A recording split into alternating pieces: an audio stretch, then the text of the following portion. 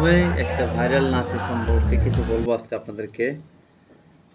আমি আজকে ঘুম থেকে উঠে দেখি ধামরাই হবু পুত্রবধূ ভাইরাল নাচের ভিডিও দেখে তার শ্বশুর বিয়ে ভেঙে দিল। তো এই বিষয়টা নিয়ে একটা কিছু বলার ছিল আমার, সেটা হচ্ছে যে আগেরকার যুগে রাজা মহারাজারা টাকার বিনিময়ে কিছু গরিবদেরকে নাচাইতো, তাদেরকেই সবসময় অত্যাচারের ভিতরে রাখতো। আর এখন সোশ্যাল মিডিয়ার যুগে এমন একটা পর্যায়ে চলে গেছে মানুষ যে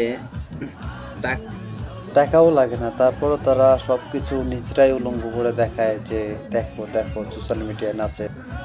তো যদিও এটা ঠিক করে নেই। আর স্কুল কলেজে যে আজকের অবদানগুলো, যে তারা অনুষ্ঠানের নামে এতে নর্তকীদের মতো নাচায়, দেশাত্মবোধক গান আছে, অনেক গান আছে নাচার মতো, শারীরিক পোশাক, মানে একটা সুন্দর পোশাক পরে কিন্তু নাচা যায়। এতটা মেন্টালি দরকার। আপনার নাচটা একটু দেখলে বুঝতে পারবেন আপনারা, এটা সে ভাইরাল নাচ যার বিয়েটা ভেঙে গেছে এটা কারণেই। তো আমি মনে করি এটা ঠিক না,